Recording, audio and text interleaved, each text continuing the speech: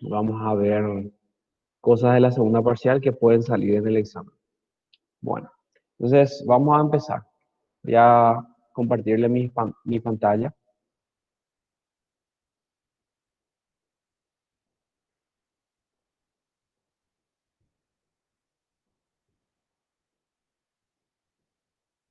Bueno, hoy vamos a hablar de las articulaciones del miembro inferior, ¿sí? Todavía no voy a agrandar mi pantalla porque suelen conectarse todavía gente, entonces para ahorrarme el trabajo de salir, volver a entrar, agrandar y todo ese tema. Entonces, mientras, así, cuando llegue las 8:15, sí, ya, sin interrupciones. Bueno, vamos a empezar con la articulación coxo-femoral, que es la articulación de la cadera. Es una articulación esferoidea, o sea, tiene dos superficies articulares, una cóncava y una convexa, en forma de una esfera, ¿sí? Y eso le da mucho movimiento a todos los ejes prácticamente. Es una articulación que llamamos multiaxial, ¿sí? ¿Cuáles son las superficies articulares?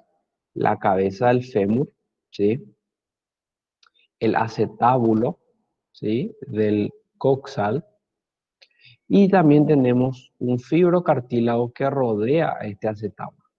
Porque ustedes recordarán que la superficie articular en el hueso coxal es pequeña y no podría, digamos, abarcar gran parte de la cabeza del fémur si no fuera porque tiene un rodete, ¿sí? Un fibrocartílago que le rodea de nuevo para que las piezas puedan encajar. Bueno, entonces tenemos, estas son las superficies articulares. ¿Cuáles son los medios de unión?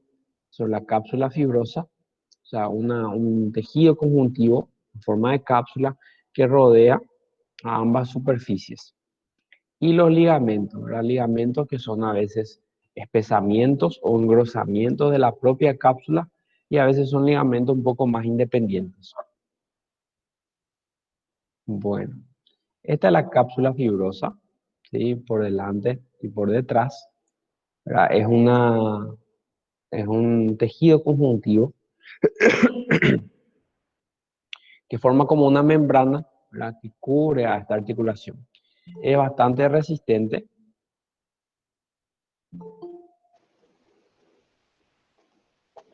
Es bastante resistente y se inserta, ¿verdad? En lo que es el borde acetabular en el hueso coxal y en el fémur viene y se inserta hacia adelante en la línea intertrocantérica, ¿sí? Línea intertrocantérica, recuerden, adelante había una línea entre el trocánter mayor y el trocánter menor, y detrás teníamos la cresta intertrocantérica. Entonces, adelante la cápsula se va a insertar aquí en la línea intertrocantérica y detrás se va a insertar en el punto de unión entre el tercio lateral, ¿sí? Entre el tercio lateral y el tercio medio del cuello, el cuello anatómico, ¿sí? Entonces, vamos a tener el cuello anatómico y vamos a dividir en 3 tercios. Un tercio medial, un tercio medio y un tercio lateral. O también puede ser 2 tercios mediales y un tercio lateral. En el punto de unión, entre el punto de unión de esos 2 tercios, vamos a encontrar las inserciones de la cápsula por detrás, ¿sí? Por delante cubren totalmente el cuello. Por detrás dejan una porción del cuello libre.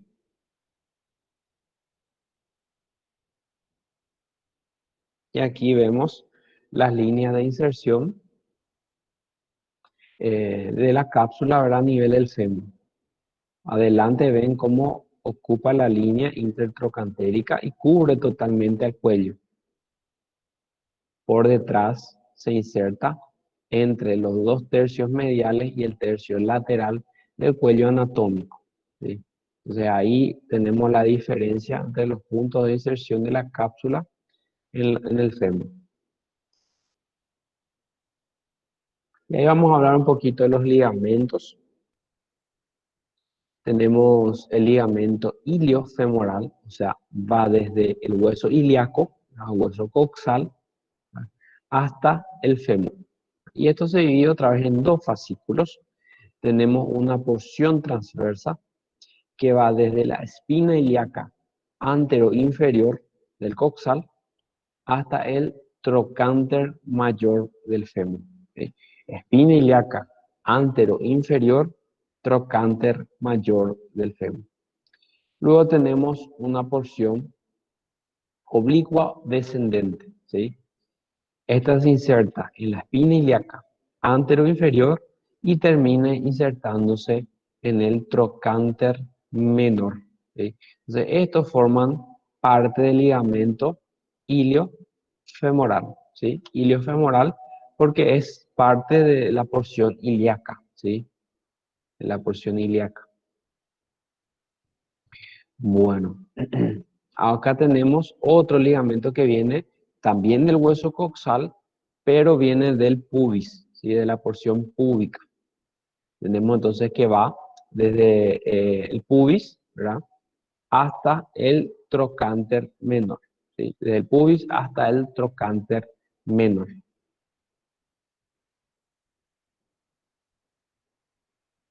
Bueno, y luego tenemos un ligamento isquiotransverso, ¿sí?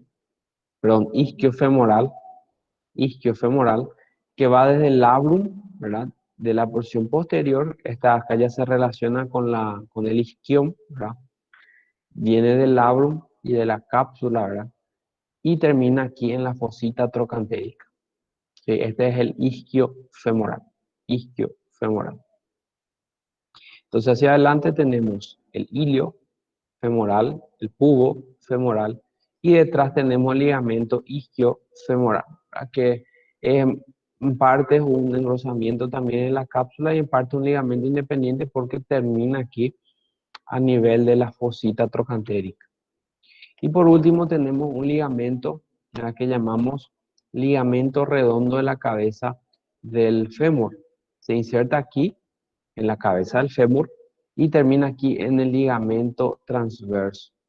Esta es el acetábulo y como pueden ver aquí abajo, esa escotadura acetabular que habíamos estudiado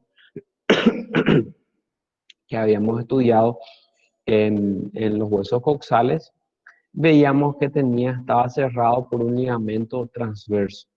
Bueno, entonces este ligamento redondo va desde la cabeza a este ligamento transverso que cierra la escotadura acetabular. Y en el caso de que hayan luxaciones de cadera, o sea, de que la cadera salga de su lugar, ¿sí? Lo hace a través en la porción inferior, ¿sí? Sale, o sea, el punto débil de esta cadera también es una porción inferior. Entonces, si una persona tiene alguna luxación, ¿verdad? Suelen presentarla o la cabeza suele salir hacia abajo. Más difícil es que salga hacia arriba, o hacia adelante o hacia atrás. Suele salir hacia abajo, ¿sí?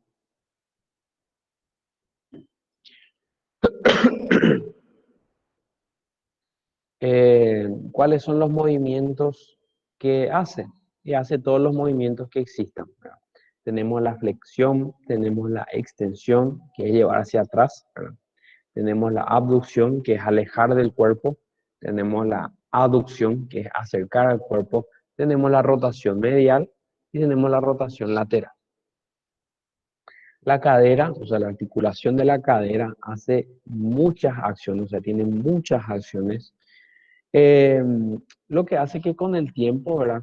Sumado, ¿verdad? Sus movimientos, no tanto sus movimientos, sino más bien el peso, ¿verdad? Que soporta.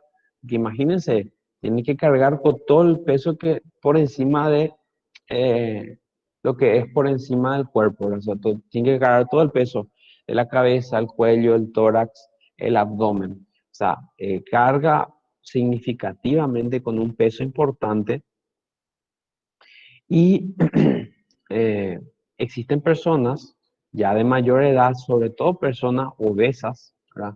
O con sobrepeso, o que realizaron deportes de alto impacto, ¿verdad? Durante toda su vida, que pueden llegar a tener eh, problemas en la cadera. De hecho, que es bastante común, ¿verdad? Las artrosis, ¿verdad? De cadera, donde existe como una disminución, ¿verdad? En esa articulación, digamos, una degeneración. Eso sumado a un poco de inflamación y un poco de fibrosis, que es un proceso, digamos, degenerativo, que podría ser considerado hasta normal, porque en todas las personas se ve un grado de artrosis con la edad, ¿verdad? Pero es más acentuado en personas que, digamos, forzaron mucho esa articulación durante toda su vida. Personas que hicieron deportes de alto impacto, personas que tuvieron sobrepeso casi siempre. Entonces es una patología bastante frecuente, sobre todo en pacientes mayores a 50 años, mayores a 60 años, ¿verdad? La artrosis, ¿sí? La artrosis de cadera y también la artrosis de rodilla, ¿verdad? Entonces, ¿qué pasa? El paciente al levantarse, al flexionar su pierna, al pararse, siente dolor, ahí le duele con los movimientos, ¿verdad? Y no puede, muchas veces le limita sus actividades funcionales del día a día. Entonces, hay que tener en consideración, ¿verdad? La conformación de la articulación, ¿verdad? Y más bien los traumatólogos se encargan de esto. Normalmente se hace un tratamiento sintomático. Se le da antiinflamatorio para disminuir el dolor y hacer algunos ejercicios para fortalecer ciertos músculos. Pero eso va continuando, ¿verdad? Mejorar la posición también. Pero como les digo, es algo que se relaciona con la edad. Probablemente muchos de nosotros lleguemos a tener artrosis de viejos, ¿verdad? Eh, y es una patología frecuente a considerar. Otra patología en esta articulación es la artritis, ¿verdad? Que es la inflamación y que puede ser de origen inmune, o sea, de origen reumatológico, o puede ser también por causa de una infección, ¿verdad? Sobre todo los niños van a escuchar que tienen mucho lo que llamamos artritis séptica, ¿sí? Artritis séptica, que es básicamente una inflamación a causa de una infección, ¿sí? Infección bacteriana. Entonces, esas patologías suelen ser frecuentes en niños, ¿verdad? Las artritis sépticas y las artritis en general se ven a lo largo o sea, tenemos artritis en niños, artritis en jóvenes, artritis en adultos mayores. Em, Hay bebés también que tienen problemas en esta articulación, ¿verdad? Que tienen una debilidad en articulación y suelen desarticular, o sea, suelen nacer con una tendencia a tener luxaciones en la cadera, ¿verdad? Entonces, eh, eso siempre hay que examinar en un niño, ¿verdad? La cadera. ¿Por qué? Porque a veces con ciertos movimientos esa cadera suele salir de su lugar, suele luxarse. Y hay niños que nacen predispuestos a esas patologías, ¿verdad? Que tienden a tener esa luxación congénita de cadera. O sea, sale del lugar esa cadera cada rato. Bueno, ¿cuáles son las arterias que van a dar sangre a esta articulación? Tenemos la arteria circunfleja femoral medial y circunfleja femoral lateral, que son ramas de la femoral profunda, ¿sí? Y tenemos una rama acetabular, que es de la obturatriz, ¿verdad? De la arteria obturatriz que entra por este nivel, ¿verdad? A nivel de las costaduras. Los nervios por delante vienen o reciben inervación sensitiva e inervación propioceptiva, ¿verdad? De los nervios del plexo lumbar, femoral, obturador y atrás del plexo sacro, del ciático, del cutáneo femoral posterior, del cuadrado femoral, ¿verdad? Sobre todo fibras sensitivas, o sea, lo que le dan esa sensibilidad a esa articulación, lo que hace que esa articulación perciba el dolor, ¿verdad? Y también fibras, le dan fibras propioceptivas. O sea, la propiocepción ya lo habrán estudiado, es un tipo de sentido, ¿verdad? Que nos permite localizar partes del cuerpo sin necesidad de estar mirando esa parte del cuerpo. O sea, imagínense que yo estoy sentado con las piernas flexionadas. Yo sé que mis piernas están flexionadas porque yo tengo ese sentido de la propiocepción. Yo no tengo que mirar mis piernas para ver dónde están. Solamente con el hecho de concentrarme, digamos, en esa pierna, porque ni hace falta concentrarse. Yo sé dónde está cada parte de mi cuerpo, ¿verdad? Con eso, ese sentido de la propiocepción. Y eso, las articulaciones están inervadas también con fibras propioceptivas, ¿verdad? Que me determinan la parte del cuerpo, o sea, dónde está esa parte del cuerpo sin necesidad de que yo mire, ¿verdad?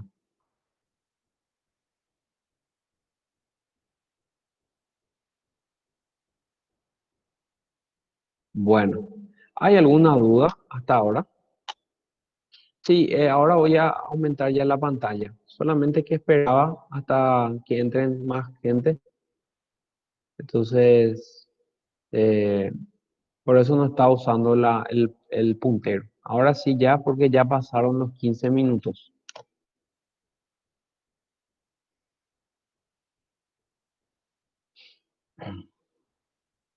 Bueno, ahora tenemos la articulación de la rodilla.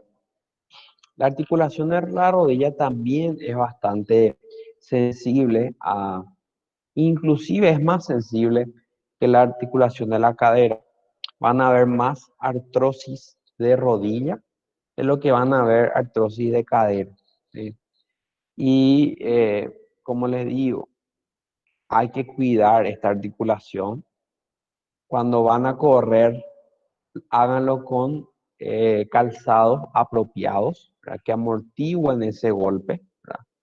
Porque si no se sobrecarga la rodilla, ¿verdad? Y eso con el tiempo puede generar artrosis.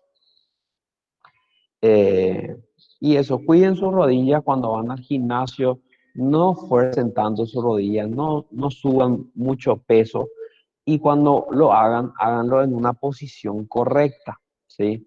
En una posición correcta. ¿Por qué? Porque hay que tener, digamos, una simetría, ¿verdad? En el equilibrio de esas fuerzas, porque imagínense que yo doblo un poco más mi pierna del lado derecho, solamente se va a concentrar, ¿verdad? Esa fuerza en una porción de la articulación de la rodilla. Eso hace que con el tiempo se vaya desgastando más rápido, ¿sí? Porque las fuerzas tienen que estar distribuidas a lo largo de esa articulación. Tenemos, ¿verdad? Entonces, la articulación de la rodilla es mecánicamente una articulación troclear. O sea, tiene ese movimiento de polea, ¿sí? Pero está compuesto por dos articulaciones. Una articulación entre el fémur y la tibia, que llamamos bicondilia, y una articulación entre el fémur y la rótula, ¿verdad? Que es una tróquea, ¿sí? Pero funcionalmente esta articulación es una articulación troclear, ¿sí? ¿Cuáles son las superficies articulares? En el fémur vamos a tener la tróclea y los cóndilos, ¿sí? La tróclea un poco más por delante y los cóndilos más bien por debajo. Entonces, estos serían los cóndilos y esta sería la tróclea.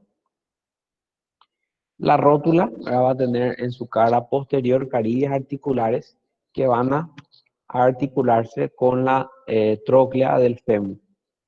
Y la tibia tiene dos concavidades, ¿verdad? Dos platillos tibiales que van a recibir a los cóndilos del fémur. Y aparte de eso, ¿verdad? Tenemos unos meniscos, ¿no? Que son como almohadillas, ¿verdad? Creo que no sé si estoy correcto o no, ¿verdad? Pero aquí nosotros, o sea, todo el mundo, ¿verdad? Los zapatos, los calzados, tienen como le llamamos nosotros plantilla. Creo que en portugués se dice paumilla, paumilla. No conozco bien la palabra. Eh, pero o sea, siempre al zapato, ¿verdad? Se le coloca, ¿verdad? Y, digamos, hace que el pie esté más acomodado o que tenga, digamos, mayor coaptación, ¿verdad? Ese pie, ¿sí? Todos los calzados suelen tener, ¿verdad? Está el zapato y está la paumilla, creo que era. Bueno, la plantilla que nosotros le llamamos, ¿verdad? Eh, los meniscos funcionan, ¿verdad? Como unas plantillas, ¿sí? Ahora voy a ver aquí en internet.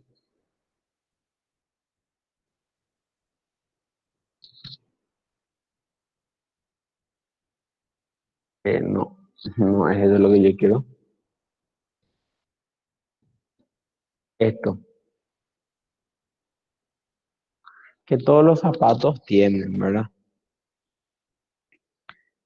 Que hacen, ¿verdad? Que ese pie se amolde mucho mejor al zapato y sea más cómodo. Bueno, los meniscos tienen esa capacidad, ¿verdad? Hacen que esa articulación se coapte mejor, tenga una mejor armonía y las fuerzas se distribuyan de manera simétrica, ¿verdad? Entonces son como pequeñas almohadillas para que esa articulación quede mejor acomodada. Bueno, y los meniscos también suelen desgastarse, ¿sí? Van a escuchar gente que diga, tengo problema de meniscos, o, o mi traumatólogo me dijo que mis meniscos están dañados, ¿verdad? Que suele suceder sobre todo en personas que hacen deporte de alto impacto, ¿sí? Que corren, ahí no toman las precauciones necesarias, o que juegan tenis, eh, deportes que involucran un alto impacto a nivel de la rodilla. Los medios de unión, ¿verdad? La cápsula fibrosa y los ligamentos, ¿verdad? Tenemos ligamentos anteriores, posteriores, colaterales y los ligamentos cruzados. Bueno. Entonces, esta sería mi articulación, ¿verdad? Por debajo nosotros tenemos los cóndilos, un poco más arriba tenemos lo que es la rótula y la tróclea, ¿verdad? Lo que llamamos la articulación troclear, pero funcionalmente la articulación de la rodilla funciona como una articulación troclear. Bueno, y aquí tenemos los meniscos. Los meniscos son fibrocartílagos, o sea, es cartílago fibroso, o sea, eh, no se calcifica, ¿sí? Y cuando se lesiona puede fibrosarse. Tenemos un menisco que es medial, ¿sí? Y un menisco que es lateral. La mnemotecnia aquí es maglo, ¿sí? Maglo. ¿Por qué? Porque el menisco medial tiene forma de letra C, ¿sí? Y el menisco lateral tiene forma de letra O, ¿sí? Entonces, el medial, letra C, el lateral, letra O. La mnemotecnia, McLo. ¿Sí? Bueno, entonces estos fibrocartílagos lo que hacen es, digamos, adaptar esa articulación para que sea mucho más armoniosa, ¿verdad? Para que esas fuerzas se distribuyan de manera simétrica y no haya un desgaste en un único, digamos, en una única zona de esa articulación. Pero ¿qué pasa? Nosotros con nuestros hábitos de repente hacemos que justamente esa carga de peso no sea asimétrica. Nosotros colocamos la pierna en mala posición o cuando corremos no utilizamos calzados apropiados, ¿verdad? Y hacemos que esa articulación distribuya mal esas fuerzas y se lesione, ¿verdad? Se lesione. Bueno, ¿dónde se inserta? ¿Verdad? ¿Dónde se insertan estos cartílagos? Tenemos que, vamos a ver como ustedes pueden apreciar, tienen dos cuernos. Tiene un cuerno anterior y un cuerno posterior, ¿sí? El cuerno anterior se inserta a este nivel, en el área intercondilia anterior, y el cuerno posterior se inserta a este nivel, en el área intercondilia posterior. ¿Sí? Que aquí teníamos un área intercondilia, ¿recuerdan? O sea, teníamos dos tubérculos intercondilios, por delante teníamos un área intercondilia anterior y por detrás un área intercondilia posterior. Y por delante están unidos ambos por un ligamento transverso.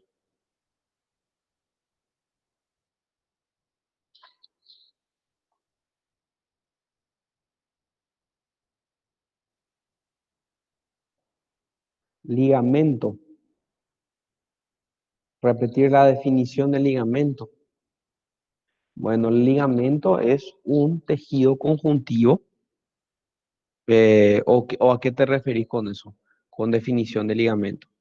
Pero se define el ligamento como un tejido conjuntivo denso, regular, ¿verdad? Que se relacionan con las articulaciones y que tienen características inextensibles que soportan la tensión y generalmente sirven como soporte, ¿verdad? De una articulación. ¿O te referís del fibrocartílago? No sé, con definición de ligamento, ¿a qué te referís, Josian?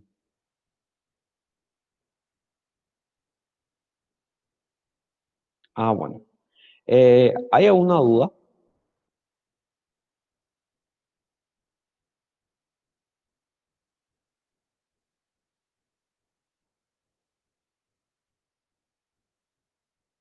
Bueno, vamos a seguir entonces. Luego tenemos los ligamentos, que son, digamos, externos.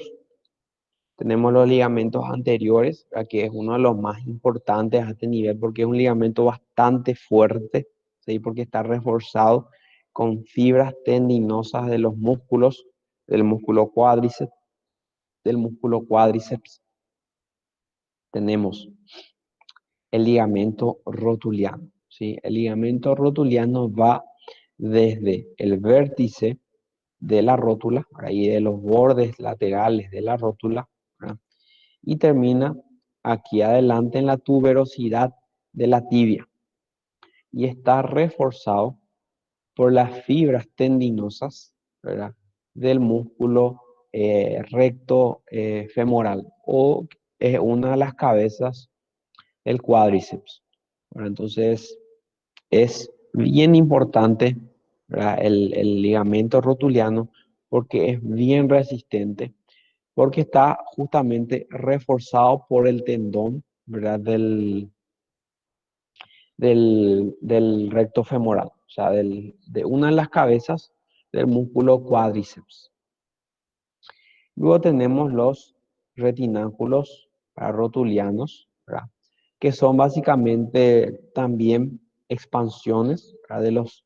De los tendones del vasto medial y del vasto lateral, que también forman el músculo cuádriceps.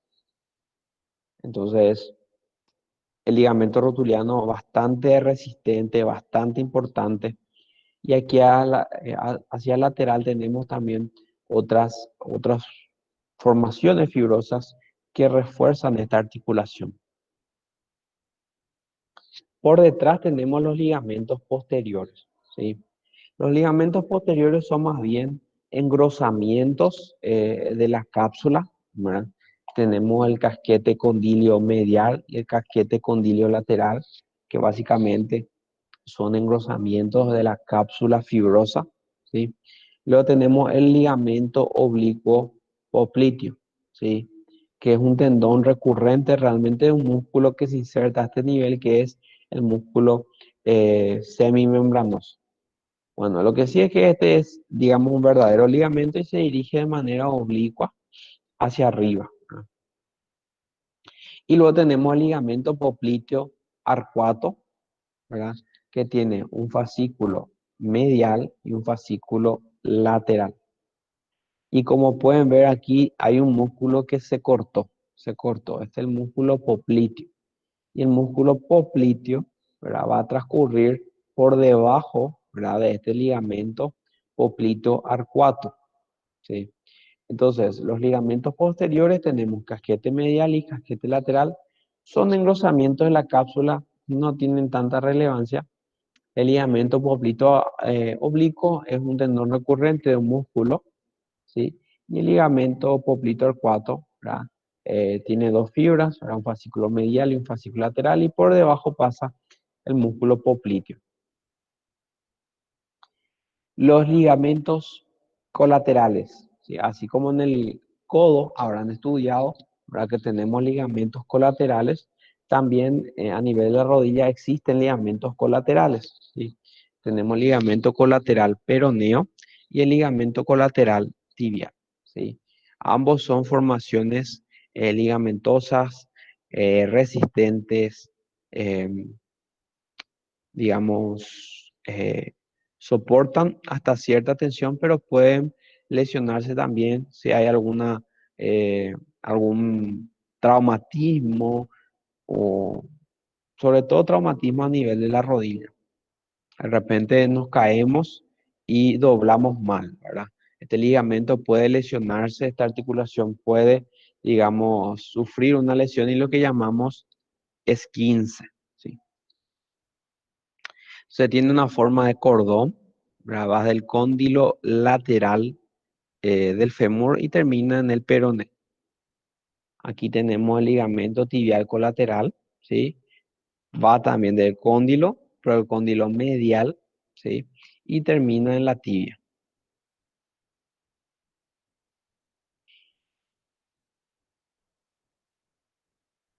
Ahora, los ligamentos cruzados, estos también suelen eh, ser, digamos, lesionados. Ya habrán escuchado lesiones de ligamento cruzado de la rodilla.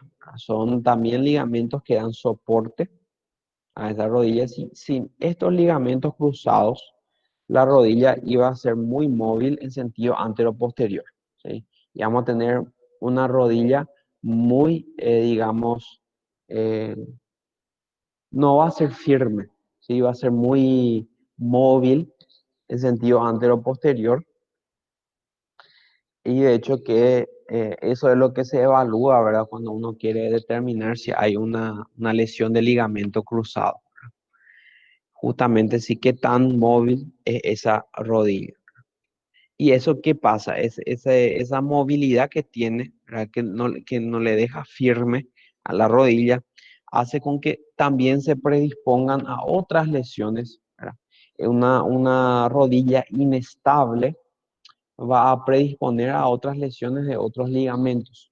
Entonces, de ahí la importancia. Y sobre todo en los deportistas, ¿verdad? Que si tienen lesiones en el ligamento cruzado, suelen tener problemas, ¿verdad? En el deporte y van de cirugía tras cirugía tras cirugía. Entonces, los ligamentos cruzados son intracapsulares pero extrasinoviales. O sea, no están dentro de la cápsula sinovial, pero sí están dentro de la cápsula fibrosa, ¿sí? Y aquí tenemos dos ligamentos cruzados. Tenemos un ligamento cruzado anterior y un ligamento cruzado posterior, ¿sí?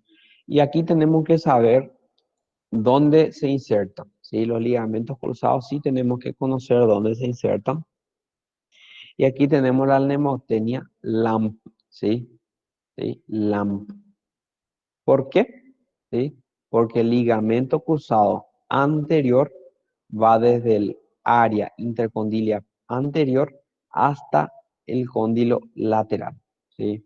del área intercondiliar anterior hasta lateral. Por eso es cóndilo lateral, ligamento cruzado anterior. ¿Sí? Lateral anterior. Y el ligamento cruzado posterior o sea, terminaría en el cóndilo medial. Por eso medial posterior. Lateral anterior, medial posterior. LAMP. ¿Verdad? Como en el inglés, LAMP de lámpara. El ligamento cruzado posterior va desde el área intercondilia posterior al cóndilo medial, ¿sí? Bueno, y luego tenemos el ligamento menisco femoral, ¿verdad? Que va desde el cóndilo medial también, ¿verdad? Hasta el menisco, ¿sí? El menisco lateral.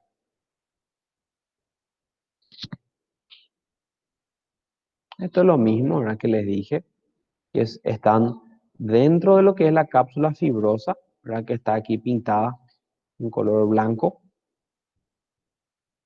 pero están fuera, ¿verdad? De la cápsula sinovial que está pintada aquí en color rojo.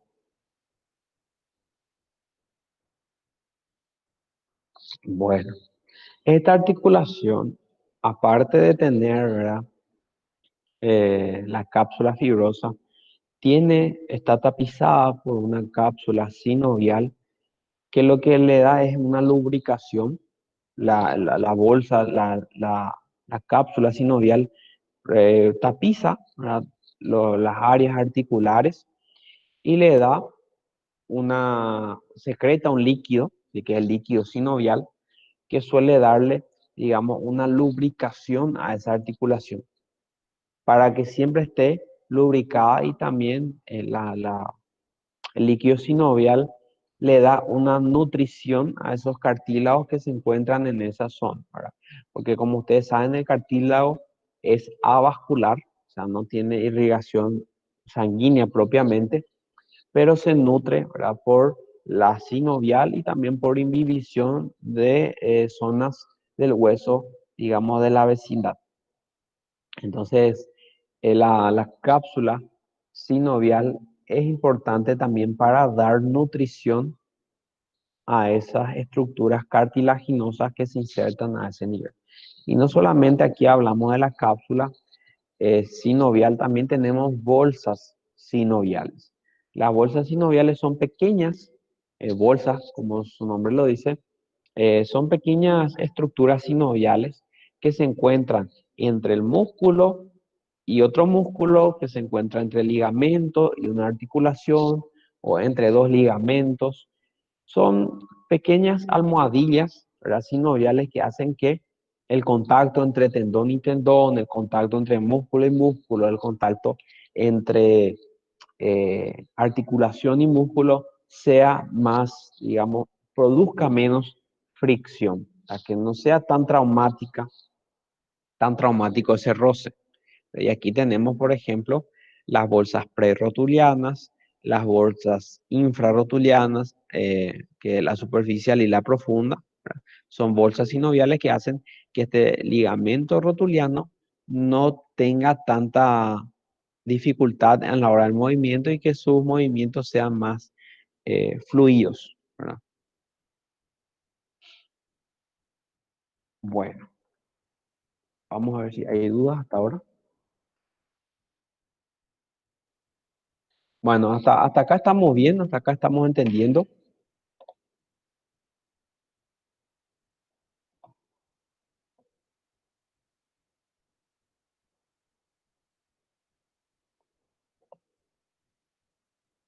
Bueno, Lucimar y Delvani entendieron. El resto, vamos a ver. Como me suelen decir, solamente hay dudas en el examen. Bueno, ¿cuáles son los movimientos que uno ve en la rodilla? Ve movimientos de flexión y extensión y también ve movimientos de rotación medial y lateral. Pero eso no quiere decir que nosotros vamos a estar con nuestra rodilla haciendo esto. No.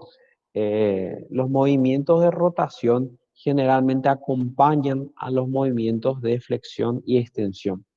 Entonces, cuando nosotros flexionamos la pierna, o sea, cuando llevamos hacia atrás, vamos a ver si tenemos aquí en nuestro atlas una imagen de eso.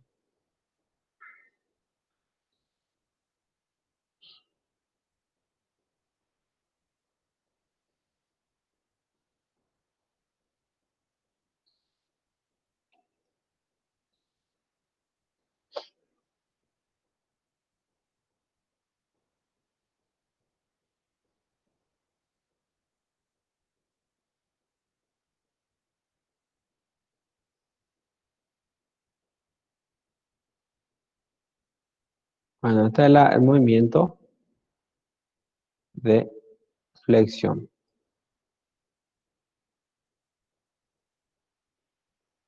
Llevar hacia atrás, pero aquí no se aprecia tanto ese movimiento.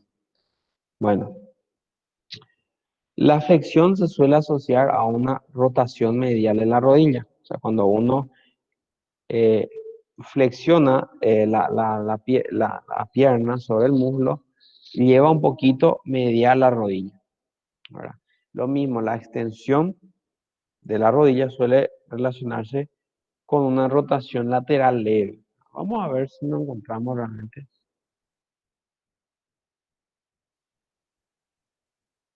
Aquí tenemos rotación.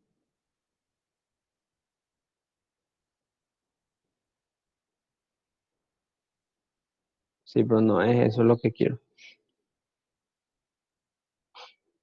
Aquí tenemos una leve rotación, pero bueno, nada más saber eso. Y ustedes pueden hacerlo en su casa, ¿verdad? Cuando ustedes flexionan su rodilla y llevan hacia atrás, van a ver que hay una ligera rotación medial. Lo mismo, cuando ustedes extienden la pierna, van a ver que hay una ligera rotación lateral. Son movimientos que le dan, digamos, más ergonomía, ¿verdad? A ese movimiento de flexión y extensión. Bueno, ¿y para qué sirven los meniscos y para qué sirven los ligamentos colaterales y los ligamentos cruzados? Aquí tienen bastante, digamos, función para que ese movimiento sea fluido y para que haya, digamos, una estabilidad, sobre todo una estabilidad en la articulación. Si nosotros tenemos lesión de los ligamentos colaterales o de los ligamentos cruzados, nuestra rodilla va a estar inestable. Vamos a ver si tenemos videos de eso, ¿verdad?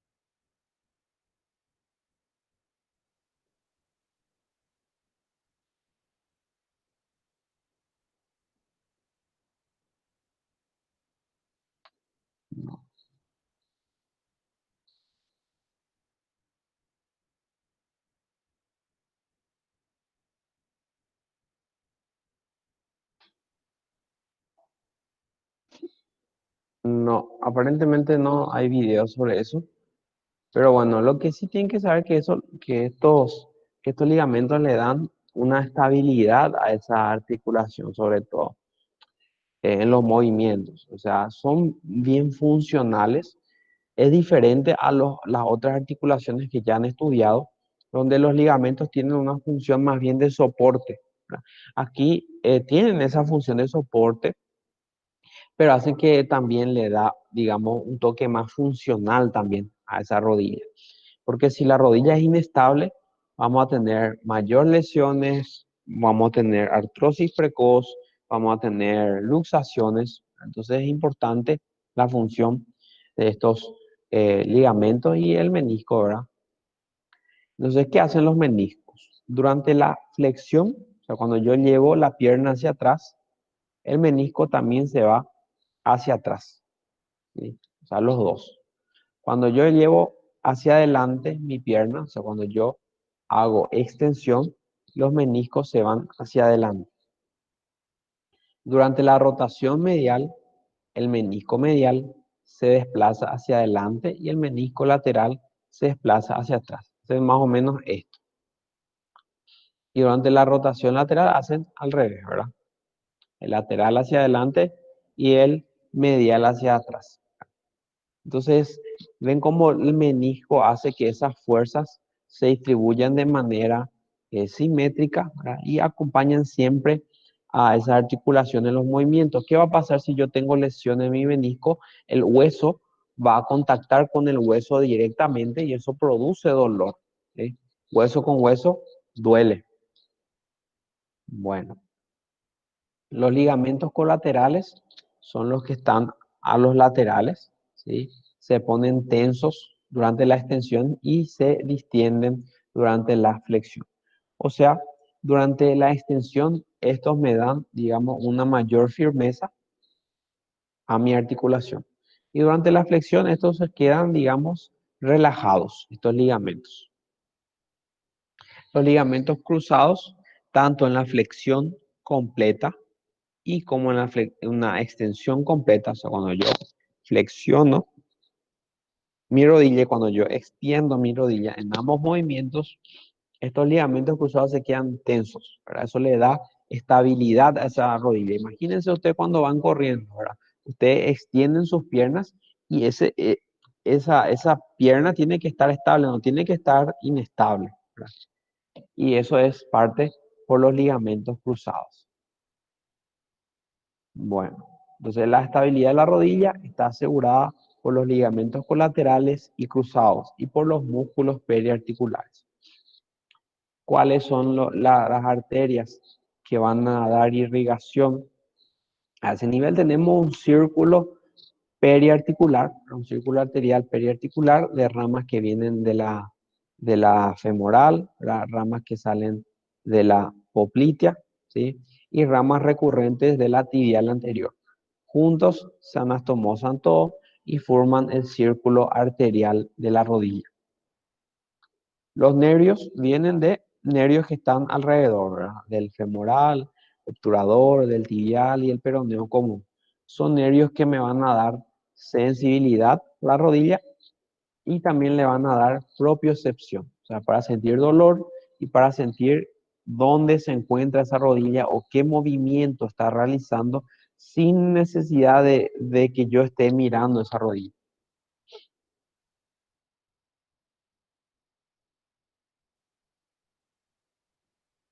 Sí, bueno, aquí voy a dibujar, aquí. Bueno, imagínense que ustedes tienen, vamos a ver, un músculo. ¿Qué pasa con esto?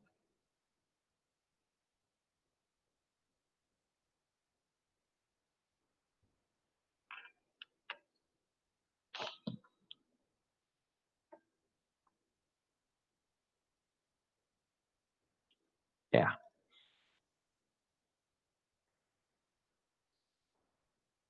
bueno. Imagínense que ustedes tienen un músculo. Esto es un músculo supuestamente. Aquí tenemos otro músculo. ¿Ya? Imagínense que estos están en constante contacto. Están en contacto, eso genera fricción. No sé por qué está teniendo esto raro. Sale raro esto. Bueno, voy a conectar bien enchufado.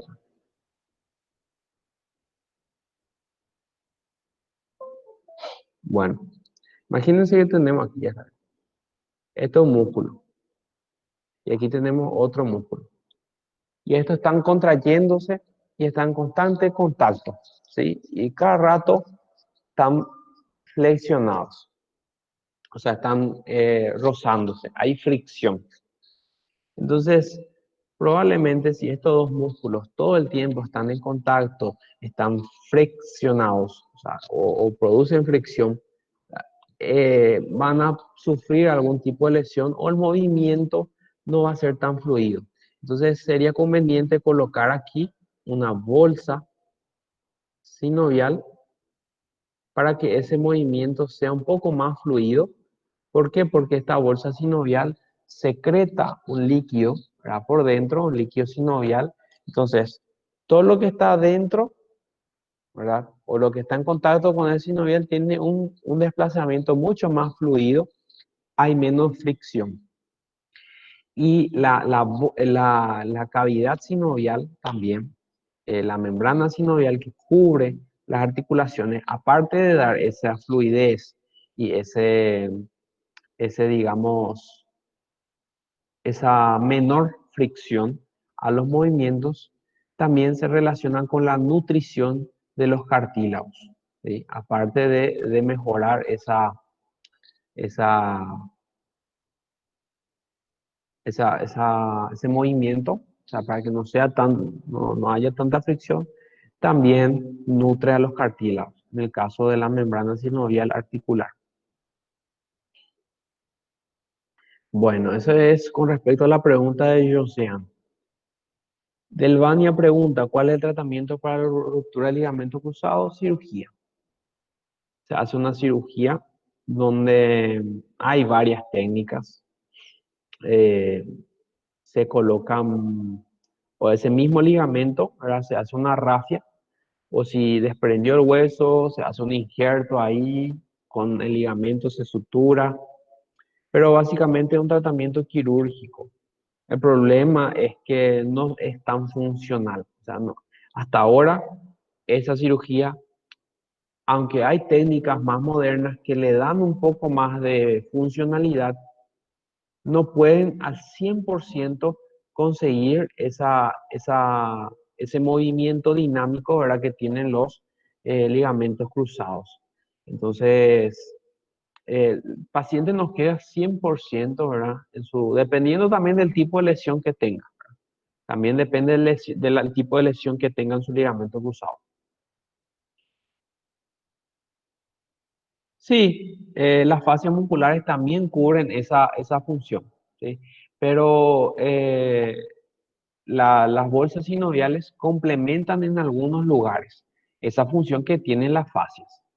Y también no solamente se encuentran entre los músculos, también se encuentran entre dos tendones, ¿sí? Entre dos tendones, o entre un tendón y la articulación, o entre un músculo y la articulación. Entonces, pero si estás correcto, las fascias también cumplen esa función para disminuir esa fricción.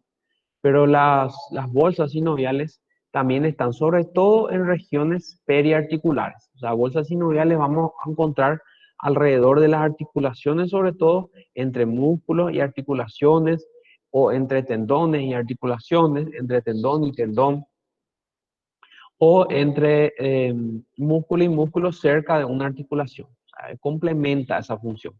Pero sí, las fascias cumplen mayormente esa función ya en el músculo, ¿verdad? Pero esto es más bien para complementar, sobre todo en la vecindad de una articulación.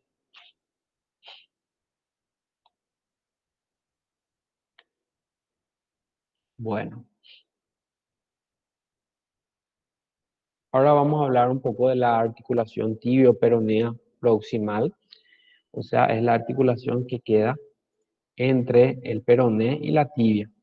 Es una articulación del tipo artrodia, o sea, una articulación plana, ¿sí? Tenemos una superficie tibial, una superficie peronea. Esto tiene cápsula y ligamento, ¿verdad? Que lo unen. Y las artrodias, ustedes saben, me daban movimientos multiaxiales, pero movimientos pequeños. O sea, no se desplaza mucho esta articulación. Luego tenemos la articulación tibio-peronea distal. Es una articulación sin desmosis, o sea, una articulación fibrosa. Está unida, ¿verdad? Por o sea, por tractos fibrosos. Es una articulación inmóvil, o sea, no tiene movimiento. ¿Por qué? Porque a ese nivel nosotros queremos mantener esa conformación de mortaja, esa pinza. Esa pinza tiene que estar bien fija a ese nivel. Porque esto va a articular con el astrágalo. Entonces, no quiero que esto se mueva hacia cualquier lado, yo quiero que esto se quede firme. Por eso es una articulación inmóvil. Tenemos la superficie tibial, que es cóncava, la superficie peroneal, que es convexa, están unidos por ligamentos y por cápsulas. Esto también representaría una sindesmosis, ¿verdad? que es la membrana interósea, que básicamente va a ayudar a dividir la pierna en un compartimiento anterior y en un compartimiento posterior. Tiene una abertura hacia arriba para los vasos tibiales anteriores y tiene una abertura hacia abajo para la rama perforante de la arteria peronea. Bueno, la articulación del tobillo es la articulación talocrural. Es también funcionalmente una tróclea, ¿sí?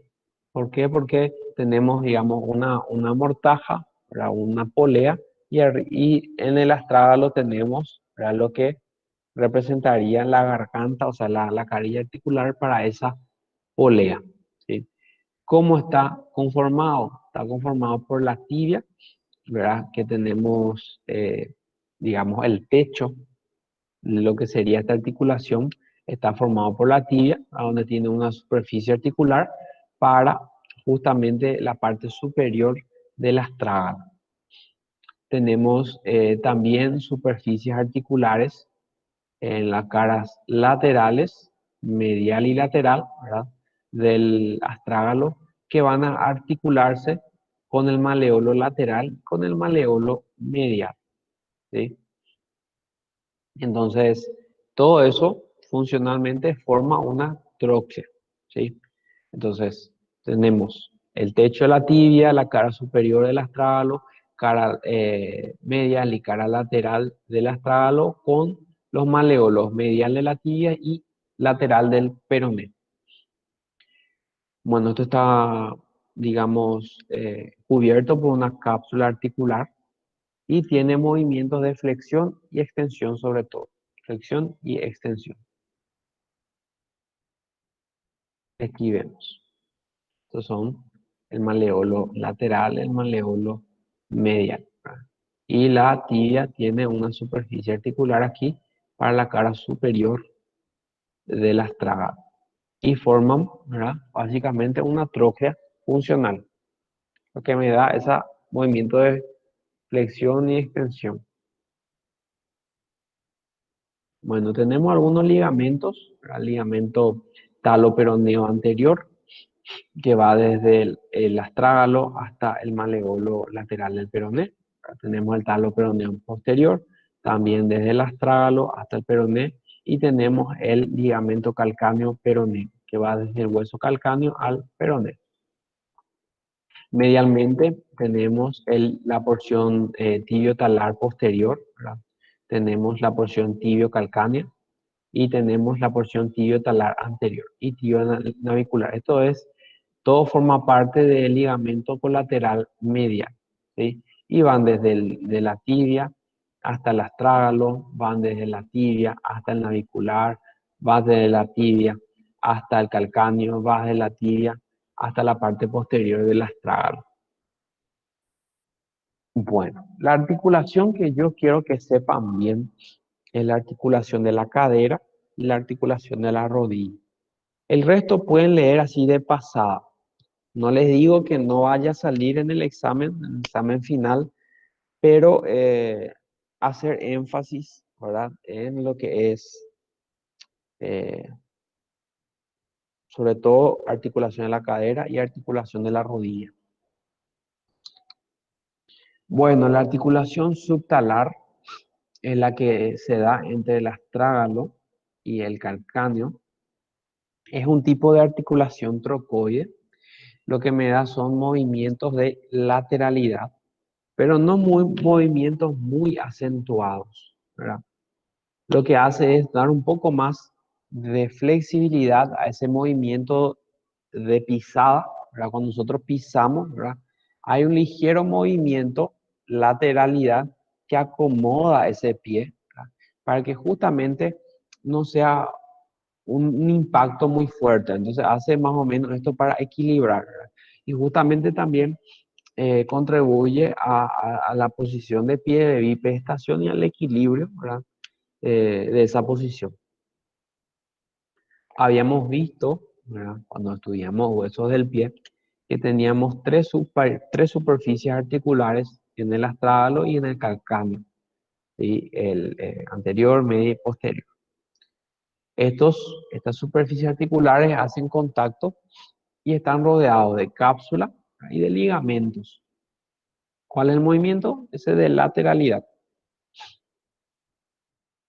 ¿Sí? Aquí tenemos las tres superficies articulares. Esas son estas tres realmente. Esta es la superficie articular con el navicular. ¿Sí? Esta es con el calcáneo. Entonces, básicamente tenemos esto. La tibia, el peroné con el astragalo me dan ese movimiento de extensión y flexión.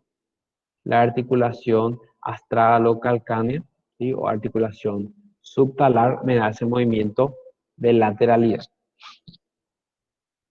Pero como les dije, no es un movimiento muy, digamos, evidente.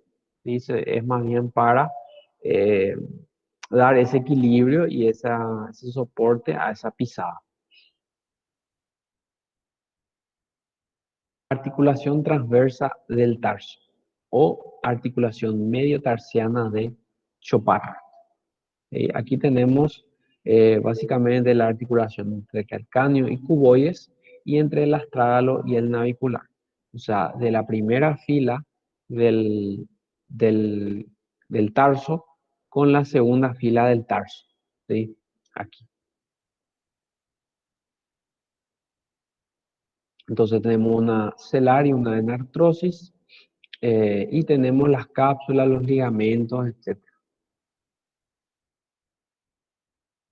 Las articulaciones que quedan entre los huesos, los cuneiformes, el cuboide, el navicular, son todas articulaciones planas. O sea, tienen movimiento multiaxial, pero un movimiento pequeño. O sea, no es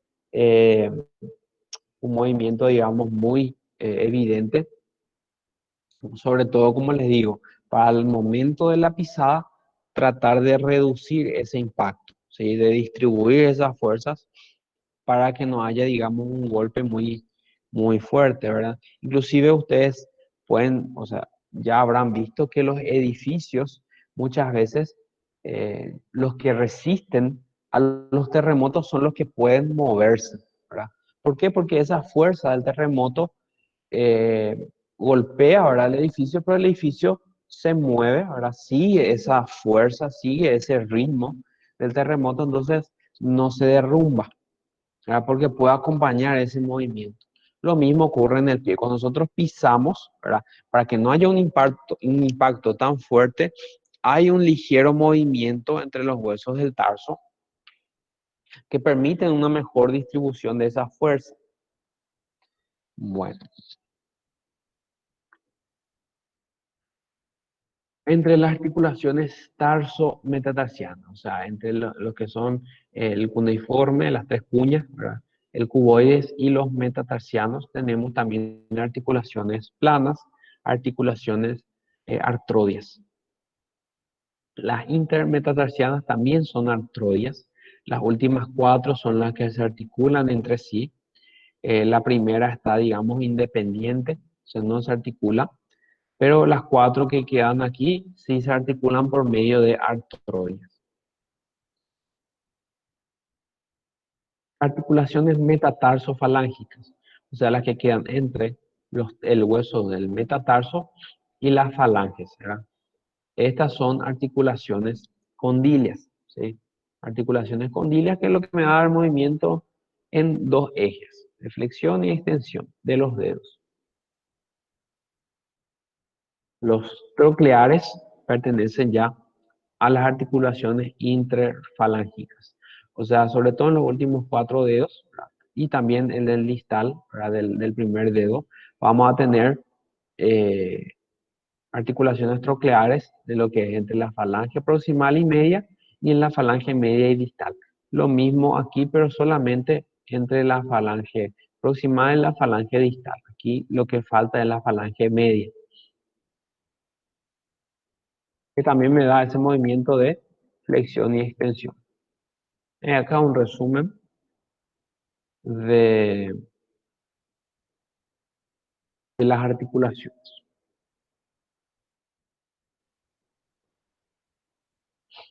Bueno, estamos bien hasta acá, no hay ninguna duda.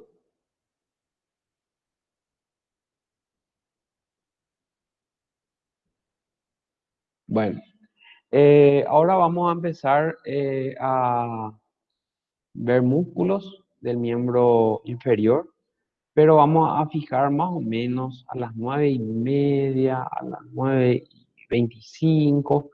Ahora vamos a empezar a ver así de manera rápida, ¿verdad?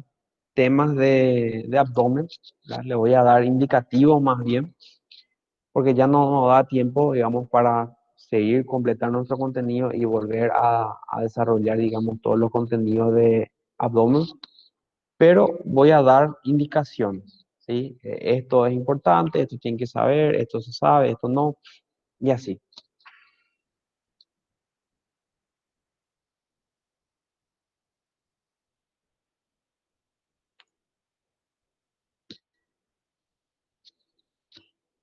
Bueno, tenemos, hoy vamos a desarrollar los músculos de la cintura pelviana, o sea, los músculos que se encuentran ahí cerca de la articulación pelviana, ¿verdad? La articulación de la cadera, ¿sí?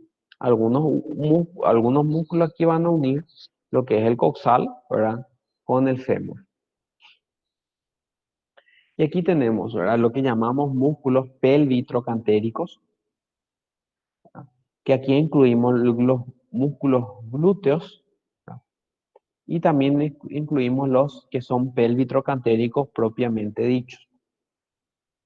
Tenemos también los músculos aductores del músculo, donde encontramos el pectíneo, el aductor largo, el aductor corto, el aductor mayor, el grácil y el músculo iliopsoas. Y aquí tenemos nada más un resumen de su inervación, ¿verdad? Que van a ver después.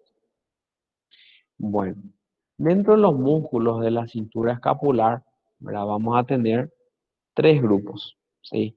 Estos músculos van a unir al coxal hasta el fémur, ¿sí? So, tienen inserciones a nivel del hueso coxal y tienen inserciones a nivel del fémur, sobre todo en la porción alta del fémur. Tenemos los músculos que son los pelvitrocantéricos, tenemos el músculo iliopsoas y tenemos los aductores, ¿sí? Y hoy vamos a hablar principalmente de los músculos pelvitrocantéricos. Y aquí tenemos los músculos glúteos, ¿sí? Tenemos el glúteo mayor, el glúteo medio y el glúteo menor. También encontramos aquí el tensor de la fascia lata. Tenemos los músculos pelvitrocantéricos propiamente dichos. Aquí encontramos el músculo piriforme, el gemelo superior, el obturador interno, el gemelo inferior, el obturador externo y el cuadrado femoral.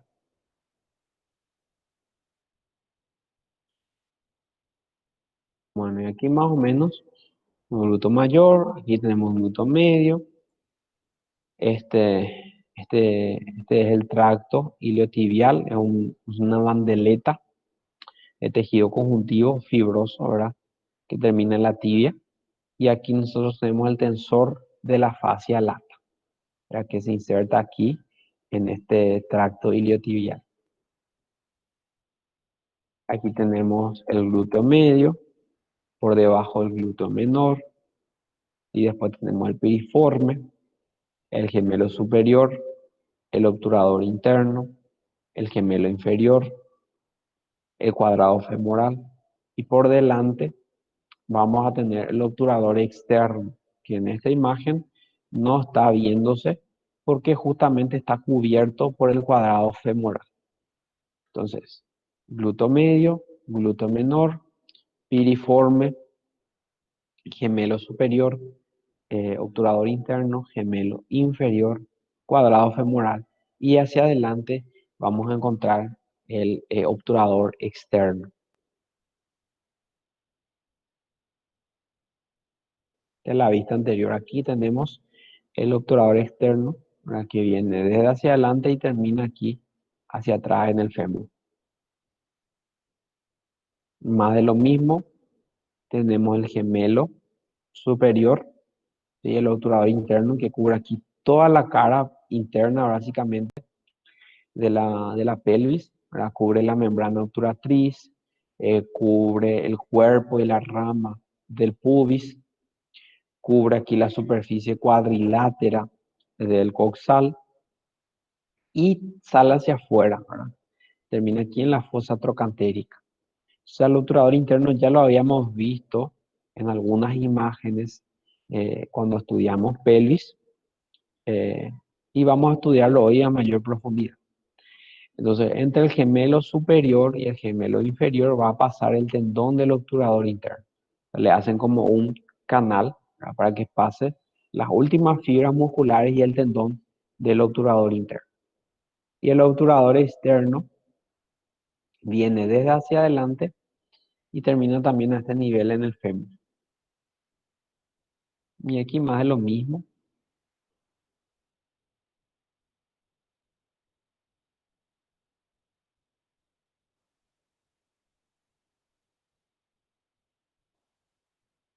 Bueno, aquí tenemos las inserciones como un resumen.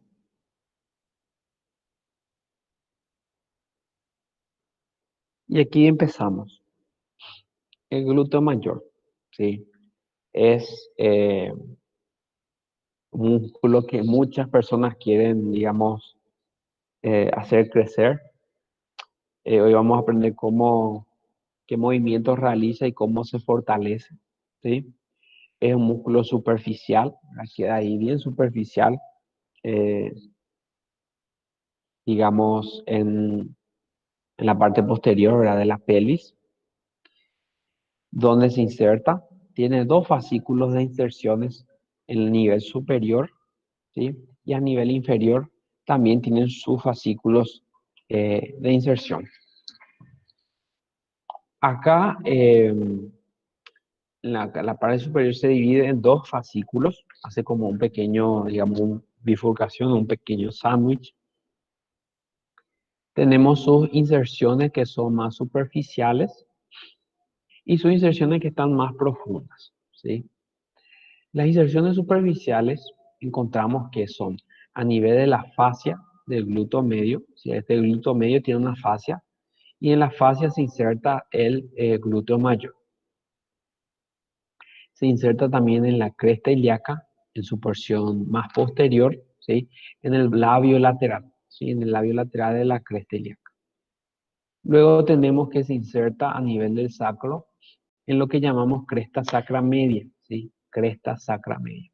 Y se inserta a nivel del coxis. Entonces, glúteo medio subfascia, en la cresta ilíaca, labio lateral, en el sacro, la cresta sacra media, y en el coxis. Todas esas corresponden a sus fibras superficiales o su capa superficial. Luego tenemos una capa más profunda. Aquí vamos a tener las inserciones que ocurren a nivel del hueso coxal mismo. Si ustedes recuerdan, hacen memoria, el hueso coxal tenía una cara que llamamos glútea, que era su cara más lateral. Y teníamos que estaba delimitado, que tenía algunos relieves que delimitaba unos compartimientos. Tenía una línea glútea anterior y una línea glútea posterior, que me delimitaba esa cara glútea en tres porciones. En una fosa glútea anterior, una media y una posterior. Entonces, el glúteo mayor se va a insertar en la cara glútea del coxal detrás de la línea glútea posterior. ¿Sí? Si usted hace memoria y si ven la diapositiva de hueso coxal van a ver eso. Se inserta en la cresta sacra lateral. El superficial termina en la cresta sacra media y el profundo, o sea, el fascículo profundo termina en la cresta sacra lateral. ¿Sí? En la cresta sacra lateral. También en el borde lateral del sacro y del coxis. Y también en el ligamento sacrotuberoso, en este ligamento que va del sacro hasta la tuberosidad isquiática. Entonces tenemos la cara o el fascículo superficial, fascia glútea media, cresta ilíaca, cresta sacra media, coxis. El fascículo profundo, la fosa o la cara glútea del coxal detrás de la línea glútea posterior. tenemos la inserción en la cresta sacra lateral, tenemos en el borde lateral del sacro, borde lateral del coxis, ligamento sacro-tuberoso. Esas son sus inserciones superiores. Las inserciones inferiores bajan, ¿verdad? Y van a realizar, ¿verdad? O van a dividirse también. Tenemos un plano superficial y un plano profundo. El plano superficial termina a nivel de este tracto iliotibial que habíamos visto, a nivel en cómo el tracto iliotibial y las fibras superficiales terminan a nivel de este tracto iliotibial. El plano profundo termina a nivel del fémur, ¿sí? En lo que llamamos tuberosidad glútea. Si recuerdan, el fémur tenía lo que llamamos la línea áspera, ¿verdad? Que tenía otra vez una trifurcación hacia arriba y una bifurcación hacia abajo. Hacia arriba teníamos la línea de trifurcación lateral, la línea de trifurcación media y la línea de trifurcación medial. La tuberosidad glútea corresponde a lo que es la línea de trifurcación lateral en el fémur. Bueno, entonces, ¿qué se imaginan que hace el glúteo al contraerse? Ayuda, ¿verdad? En la abducción, pero no tanto, y hace rotación lateral, ¿sí? Y también realiza extensión de la pierna. Esa es la fascia glútea media. Tenemos aquí su inserción en el tracto iliotibial. Las relaciones se relacionan con la piel. El glúteo, o sea, el músculo glúteo es una de las zonas donde se aplican las inyecciones intramusculares. Solamente si ustedes pueden ver hacia adelante, tiene unas relaciones importantes, ¿verdad? Con los músculos pelvitrocantéricos y también con estructuras vasculares y estructuras nerviosas que salen justamente de la pelvis. Entonces, no hay que poner la inyección hacia medial porque nosotros podemos lesionar estas estructuras. Yo conozco personas a las que le lesionaron su nervio ciático, este nervio que vemos aquí, aplicándole una inyección intramuscular. Lo ideal es colocar en una porción más lateral, en el cuadrante externo, ¿sí? Donde tenemos menos estructuras que puedan ser comprometidas. Entonces, las inyecciones no se colocan aquí porque podemos lesionar los nervios y los vasos que pasan por aquí, más bien en un cuadrante externo, ¿sí? Tracen nomás una cruz y lo que es el cuadrante supraexterno, a ese nivel está, digamos, indicado administrar las inyecciones intramusculares, pero no en esta zona, justamente por esas relaciones con las estructuras vasculares y nerviosas que salen de la pelvis y con los músculos pelvitrocantéricos.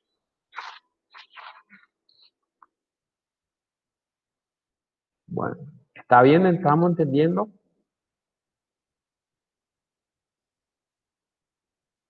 Bueno, vamos a seguir.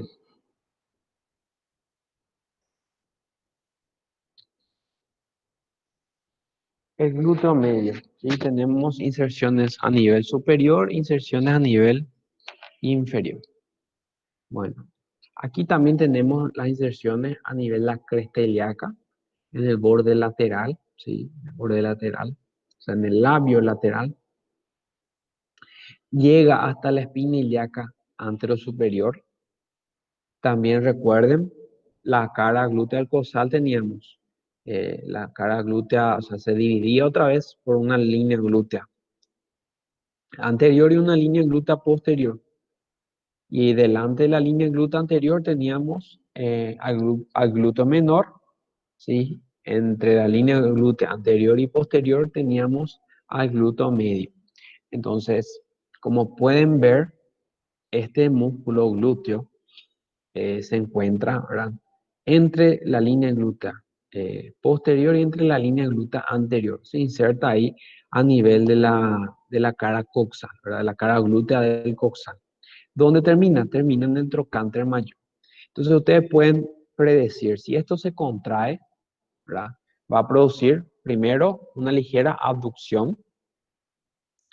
Las fibras posteriores, al contraerse, pueden producir una extensión, ¿verdad? De la pierna. Y las fibras anteriores pueden contribuir también en la flexión de la pierna. ¿Sí?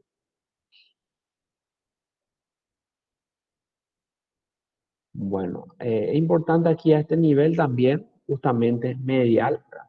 Tenemos como una formación fibrosa entre lo que es la escotadura ciática mayor y un tubérculo que se encuentra a nivel de esta cortadura, por donde atraviesan estos paquetes vasculonerviosos. ¿Sí? Tenemos arterias, tenemos vena y tenemos nervios que llamamos paquete vasculonervioso glúteo superior. ¿Sí? Entonces es importante también saber, ¿verdad?, que se encuentra más medial. Por eso justamente lo que apoya más a las inyecciones que se coloquen a nivel más lateral. El glúteo menor, ¿verdad?, queda por delante, ¿verdad?, de la línea glútea anterior. Imaginen, aquí teníamos la línea glútea posterior, aquí teníamos la línea glútea anterior. En el medio teníamos el glúteo medio, aquí en la porción más posterior teníamos el glúteo mayor y delante de la línea glútea anterior en la cara coxal, ¿verdad?, en la cara glútea del coxal, tenemos el glúteo menor. También se inserta un poco en la cresta ilíaca. ¿Dónde termina? En el borde superior y en el borde anterior del trocánter mayor. El borde superior y borde anterior del hueso fémur, ¿verdad?, el trocánter mayor. Luego tenemos la fascia, el tensor de la fascia lata. ¿Por qué le llamamos tensor de la fascia lata? Porque este tracto iliotibial, ¿verdad?, también le llamamos a veces fascia lata, ¿verdad? Entonces, por eso que le llaman tensor de la fascia lata, porque tensa ese tracto iliotibial. ¿Y dónde se inserta el músculo? Se inserta aquí, en la espina ilíaca anterosuperior, y termina justamente en el tracto iliotibial. Y este tracto iliotibial que va a terminar en la tibia, en el tubérculo de Jerdí, ¿sí? En el tubérculo de Jerdí de la tibia, ¿sí? ¿Y qué hace? ¿Qué contribuye? Contribuye a hacer abducción. Bueno, entonces el glúteo mayor, allá vimos sus inserciones, ahora vamos a ver sus movimientos. El glúteo mayor ayuda a hacer extensión del muslo, o sea, llevar hacia atrás el muslo. También un poco rotación lateral del muslo y ayuda también a la hora de ponerse de pie. El glúteo medio, el glúteo mayor hace más bien abducción, pero contribuyen también en la rotación medial y rotación lateral, porque sus fibras hacen como, digamos, un abanico, ¿verdad?, en el coxal, y tenemos fibras que se dirigen de hacia adelante hacia atrás, que son las que van a llevar hacia adelante esa rotación, y los que se dirigen de atrás hacia adelante, o sea, fibras más posteriores, que van a producir una rotación lateral. Y el tensor de la fascia lata lo que hace es una abducción y también un poquito rotación medial de la pierna, porque se dirige un poco más desde hacia adelante hacia atrás. Y esa localización hace que pueda realizar esos movimientos. Vamos a ver acá si no tenemos.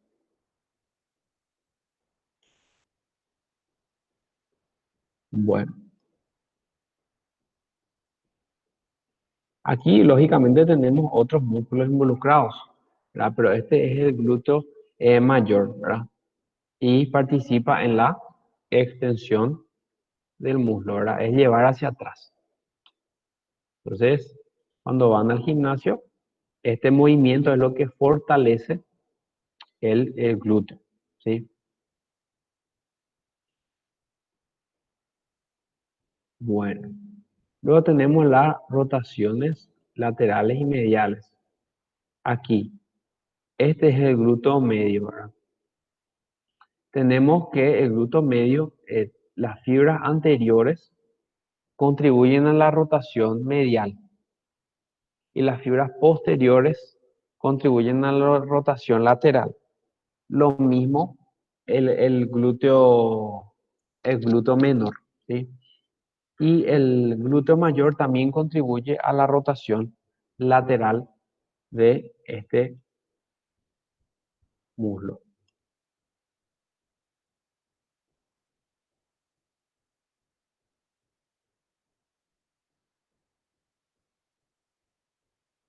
Bueno, vamos a la abducción.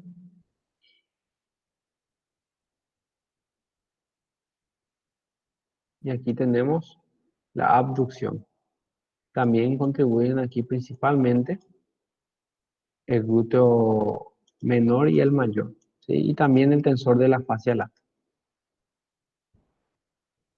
Al contraerse, levantan, digamos, esa articulación.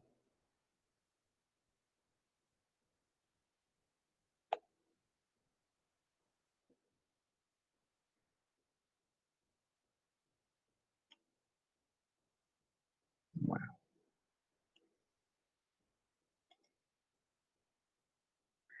bueno, ¿estamos bien? ¿Estamos entendiendo?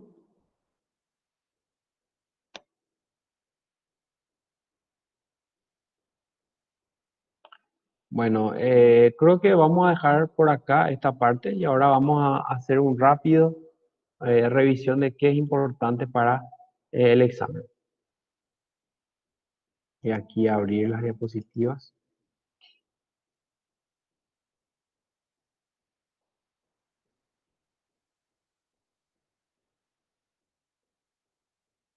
Exactamente, Betania.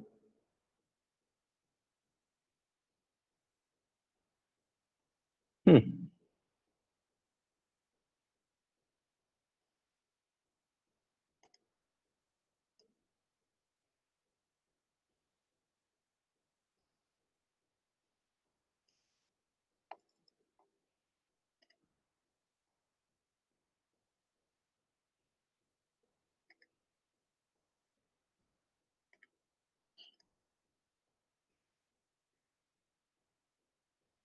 Bueno, ahora les comparto otra vez.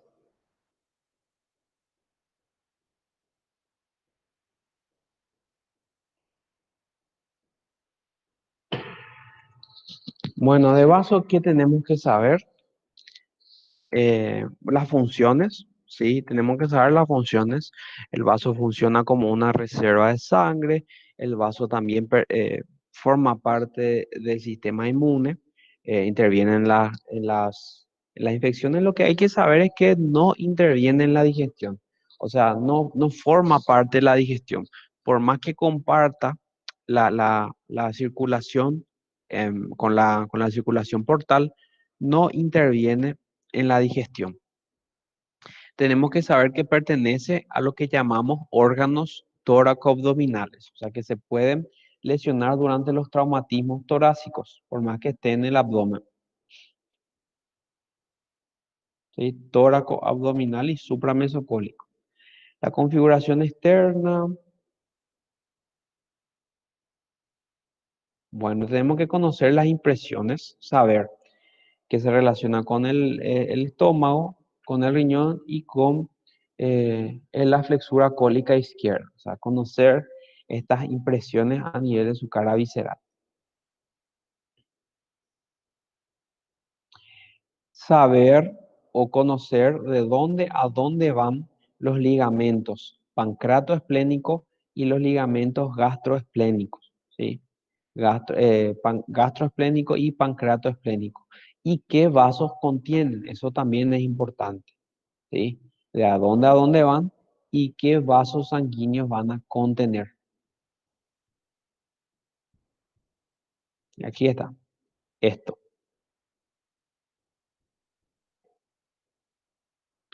Bueno, los medios de sostén, ¿sí? Los ligamentos frenoesplénicos, el sustentáculo lienis a este nivel. Y las relaciones, por supuesto. Las relaciones conocer en todos los, los temas, ¿verdad? Esto también es tema de examen, saber que se relaciona con la costilla número 10. Entonces, si nosotros tenemos fractura a nivel de la costilla número 10 torácica, ¿verdad? Del lado izquierdo, tenemos que investigar si hay fractura de vaso. Lo mismo la fractura 9, 10 y 11. Cuando tenemos fracturas inferiores de las costillas, siempre tenemos que investigar, ¿verdad? Eh, riñón y vaso, ¿sí? ¿Por qué? Porque están relacionados con estas costillas. Irrigación, conocer bien.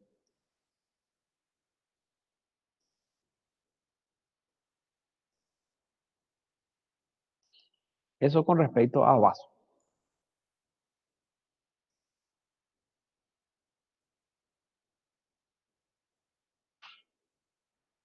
Bueno, el estómago, saber un poco de generalidades, ¿verdad? De que realiza o participa, ¿verdad? En la degradación de los alimentos, de que secreta ácido, ¿verdad? Dónde está ubicado también, ¿verdad? Tiene una porción en el hipocondrio izquierdo, tiene una porción en el epigastrio. Reconocer eso. Está en la porción supramesocólica. Lógicamente la configuración externa, conocer bien, ¿verdad? La curvatura mayor, la curvatura menor, el cardias, el fundus, el cuerpo y el antro, ¿sí? Saber delimitar qué porción es el fundus, ¿verdad? Y qué porción es el cuerpo, ¿sí? Entonces tenemos el cardias, ahí tenemos el borde, este es el cardias. El cardias es el que lo que comunica el, el esófago con el estómago. Es una pequeña porción aquí en el estómago. A nivel del borde inferior del cardias nosotros trazamos una línea y lo que está por encima representa el fundus. Bueno,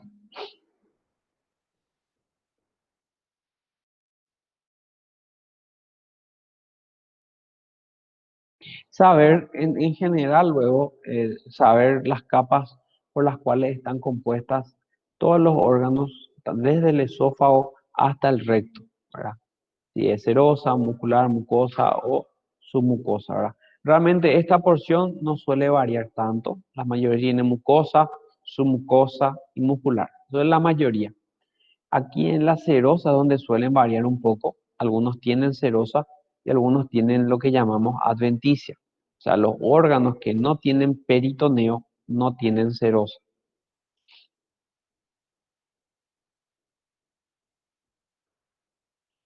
Bueno, conocer o saber que a nivel, ¿verdad?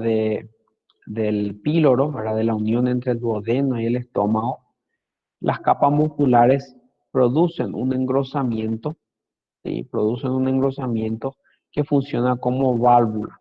A eso le llamamos esfínter pilórico. Saber cuál es el área desnuda del estómago, ¿verdad? Conocer cuál es el área desnuda del estómago, que queda a nivel del fundus, de la cara posterior y también un poco del cardias. Bueno, las relaciones con el epiplón menor, o sea, las formaciones peritoneales de alrededor, ¿verdad? Las relaciones, como les dije, relaciones a ver en todos los órganos. Es nada más mirar la imagen y ver más o menos qué está cerca. Sus irrigaciones, ¿verdad? Que tiene unas arterias de la curvatura menor y una arteria de la curvatura mayor. Conocer, ¿verdad? Cuáles son estas arterias y de dónde vienen, ¿verdad? Por ejemplo, la gástrica izquierda viene del tronco celíaco. La gástrica derecha viene de la hepática propia. La gastrociploica izquierda, ¿verdad? Viene de la esplénica. Y así, ¿verdad? Entonces, conocer las divisiones funcionales, ¿verdad? De la irrigación del estómago y qué arterias están compuestas, ¿verdad? Tenemos entonces arterias o venas, ¿verdad? De la curvatura menor, de la curvatura mayor y del fundus y el cardias. Así también son con las arterias. Entonces, esto tenemos que conocer y saber de qué arterias vienen o de qué arterias son ramas. Es importante.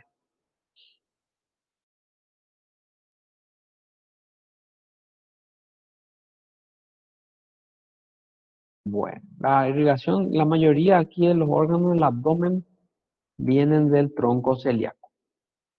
Entonces, esos puntos que les acabo de nombrar.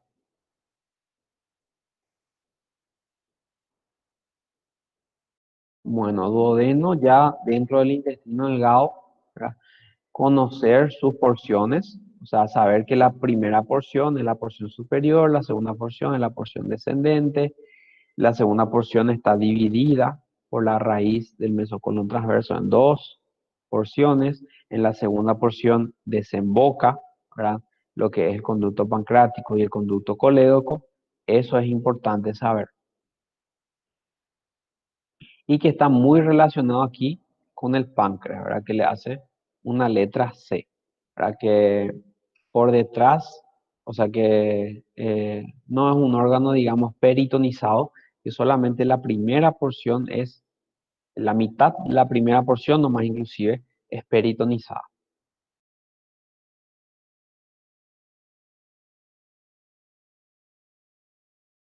Conocer aquí sus relaciones, ¿verdad? Con los órganos, la primera porción tiene una relación importante con la vesícula, con el cuello, de la vesícula y con el cuerpo también. Eh, Esta relación es importante porque en las cirugías pueden haber adherencias, pueden haber problemas a este nivel, justamente por esta relación que existe entre el duodeno y la vesícula. Lo mismo, si nosotros tenemos una piedra, ¿verdad? Que es muy grande, puede formar una fístula con el duodeno. Entonces, conocer bien estas relaciones en general, relaciones, como le dije, relaciones tenemos que conocer de todos los órganos. Este esfínter de Oddi también es tema de examen, ¿verdad? ¿Qué es el esfínter de Oddi y qué estructuras une o qué estructuras rodea? Esto es tema de examen, ¿sí, gente? Esto es tema de examen. Compás de Wilkie o pinza vascular aortomesentérica. ¿Entre qué y qué estructuras está conformada y qué estructuras rodea? ¿Sí? Vena renal, proceso untiforme y tercera porción del duodeno. También recordar músculo de Treitz en el ángulo duodenojejunal. ¿Qué estructuras une? ¿Sí? El ángulo duodenojejunal y el pilar principal izquierdo del diafragma. Esto es tema de examen.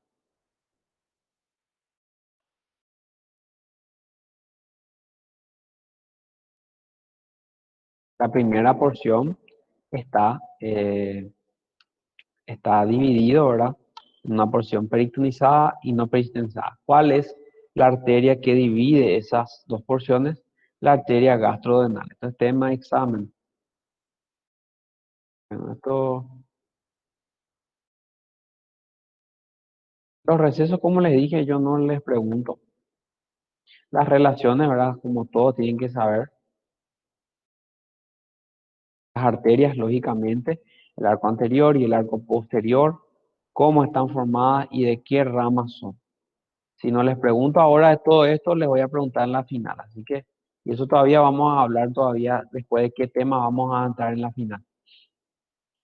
Bueno, las venas lo mismo, ¿verdad? Arco anterior y arco posterior.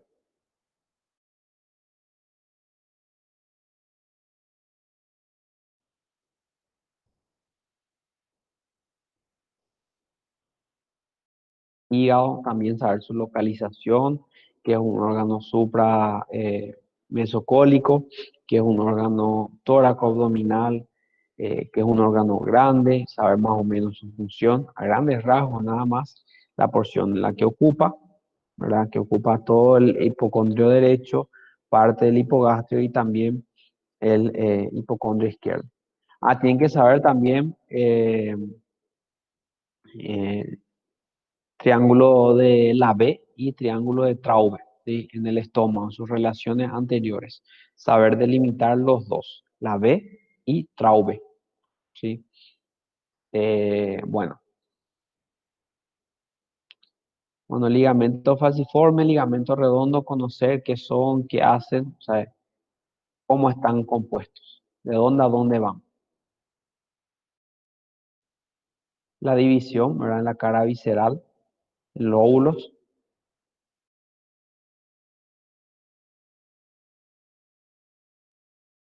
Bueno, ¿de dónde a dónde va el borde inferior?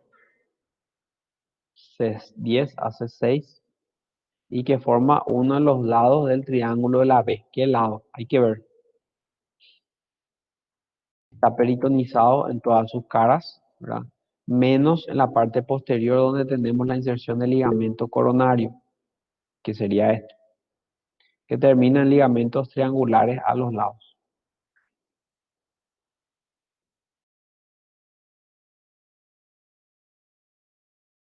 Saber o conocer su relación con la vena cava inferior y saber que tiene importantes relaciones o importante función para la fijación de ese órgano. Y que la vena cava inferior es uno de los métodos más efectivos de sostén de ese hígado. Sus relaciones, esto tenemos que saber la localización de este paquete vascular, ¿verdad? De este ilio, o sea, perdón, de este pedículo portal. Atrás tenemos la vena porta, hacia adelante y a la izquierda tenemos la arteria hepática propia y hacia adelante y a la derecha tenemos la vía biliar principal. Esto es tema de examen. Bueno, saber, ¿verdad? Que el hígado tiene dos vascularizaciones, una vascularización, digamos, nutricia, que viene de la hepática propia, y una vascularización funcional que viene de la vena porta. Cómo se forma la vena porta y dónde se origina la vena porta también es importante. Y tenemos que conocer estos segmentos, ¿sí? Primero, segundo, tercero, cuarto, quinto, sexto, séptimo, octavo segmento. Los 8 segmentos, conocerlos.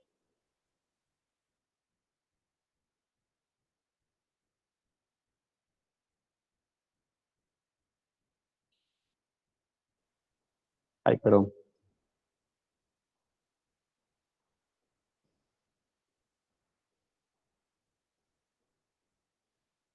Pueden ir dejando sus nombres también si lo desean así. El páncreas, también esto ya lo vimos juntos, ¿verdad? Saber sus funciones, sus generalidades, saber sus relaciones con la columna vertebral, ¿sí? Saber sus divisiones, esto es importante, cabeza, cuello, cuerpo, cola, saber qué porción está peritonizada en sus dos caras, saber o conocer el proceso unciforme, por detrás de qué pasa el proceso unciforme, su relación con la arteria o con los vasos mesentéricos, su secreción exócrina y su secreción endócrina, saber distinguir su drenaje, ¿sí? El conducto de Wilson, qué porciones drena, y el conducto de Santorini, qué porciones va a drenar. Eso es importante, ¿sí? Qué porciones del páncreas drena el conducto de Wilson y qué porciones del páncreas drena el conducto de Santorini. Y en general, estas cosas que están así en rojo, ¿verdad? O que están así con cuadritos de colores, esas cosas yo suelo preguntar también. Entonces tienen que tener en cuenta siempre estos cuadritos en rojo, todo lo que yo resalto en amarillo, en rojo, etc. Relación aquí a nivel, ¿verdad? Del conducto de Wilson que pasa por detrás, ¿verdad? Del conducto de Santorini. Perdón, el conducto colédoco que pasa por detrás del conducto de Santorini. Los medios de fijación del páncreas, los más importantes son su relación ahí con el duodeno.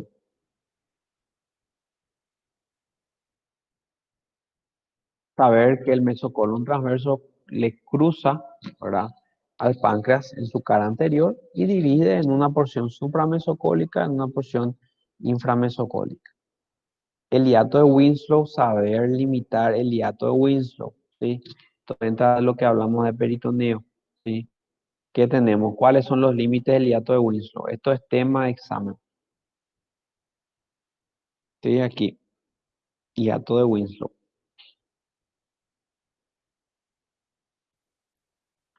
Irrigación, esto como les dije, es tema de examen. Vascularización, drenaje del páncreas también. Y sus relaciones, por supuesto. Aquí, por ejemplo, tiene una relación en la cabeza que es posterior, o sea, una relación posterior con la vena cava inferior. Y así, ir conociendo las relaciones en la cara anterior y la cara posterior.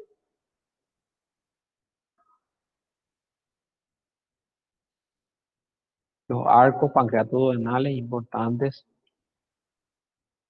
también las venas, saber un poco de su drenaje linfático, ¿verdad? ¿A dónde van por lo menos?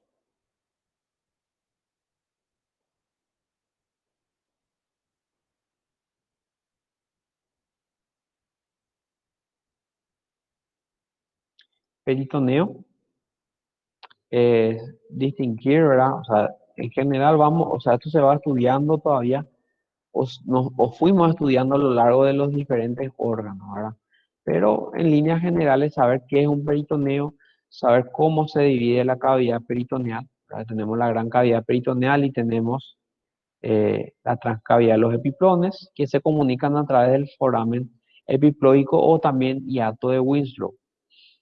Estas formaciones, saber definir mesos, saber definir epiplones, saber definir ligamentos y saber definir fascia de coalescencia. Esto es tema de examen. ¿Qué es un meso? Tema de examen. ¿Qué es un epiplón? Es tema de examen. ¿Qué es un ligamento? Es tema de examen. ¿Qué es una fascia de coalescencia? Es tema de examen. ¿Sí?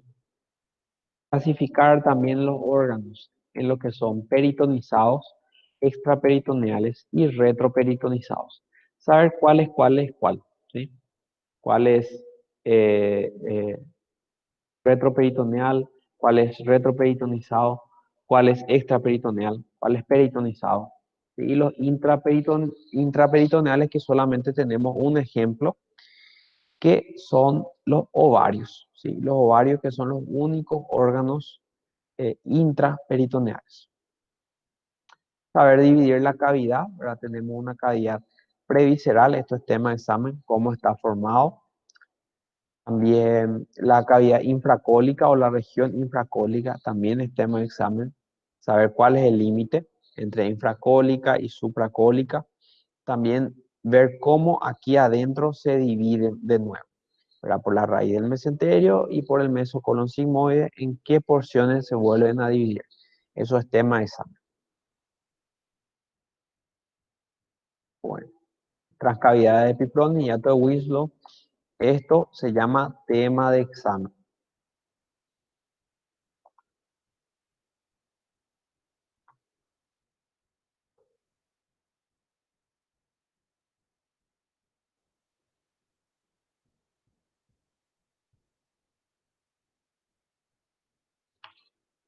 Bueno, vías biliares, ya sabíamos, tenemos que saber cuál es vía biliar principal, cuál es vía biliar accesoria. Tenemos que conocer también los diámetros del conducto cístico y del conducto colédoco, o sea, de la vía biliar principal. Eso es importante, saber recordar los diámetros de estos conductos. Saber cuáles son parte de la vía biliar principal y cuáles son parte de la vía biliar accesoria. Triángulo de Calot, esto es tema de examen, saber sus límites y saber el contenido, ¿sí? Límites y contenido. Saber esta relación entre la arteria pancreatodenal superior posterior y el colédoco, ahora que le da el brazo, le cruza por delante y por detrás. Interode ya habíamos visto. Relaciones como todo, ¿sí? En todo tenemos que saber relaciones, eso es creo que una de las cosas más importantes en la anatomía. La irrigación, la vascularización.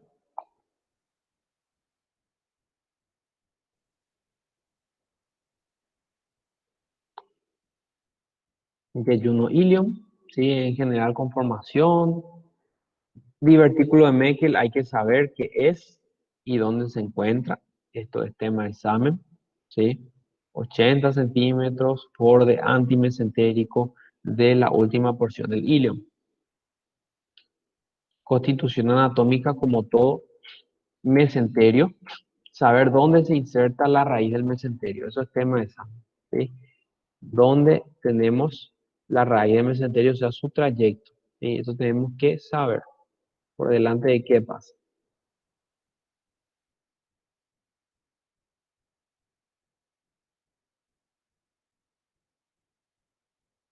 Arteria mesentérica superior también, saber, trayecto y sus ramas sobre todo, ¿sí? Y las ramas yeyunales, la rama ilíaca, la ileocólica, dónde van y qué estructuras van a irrigar. Esto es tema de examen, gente, ¿sí? Saber la irrigación del intestino y las ramas que da la arteria mesentérica superior, ¿sí?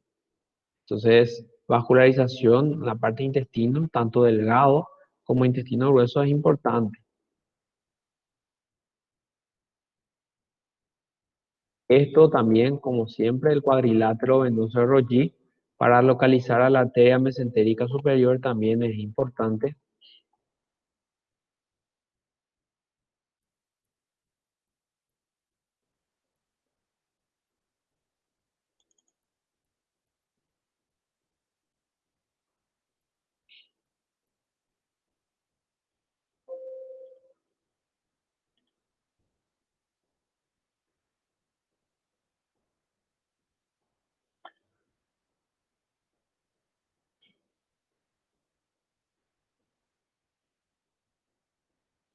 Bueno, aquí tenemos que saber, ¿verdad? Definir qué es una tenia, qué es un apéndice epiploico, qué es una austra.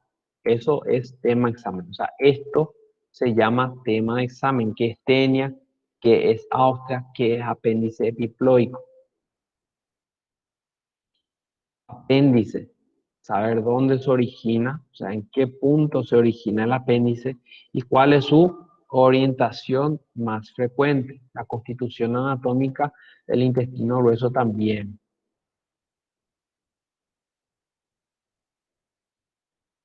Bueno, conocer, ¿verdad? El ciego, el apéndice, la localización, ¿verdad? Esto se llama tema de examen, ¿sí? Saber la localización y la orientación más frecuente del apéndice, ¿sí? Conocer los orificios, las válvulas, ¿verdad? Iliocecal y los orificios, o sea, el orificio apendicular, qué son y cómo están formados sus válvulas, ¿sí? Si es mucosa nomás, si es muscular y mucosa.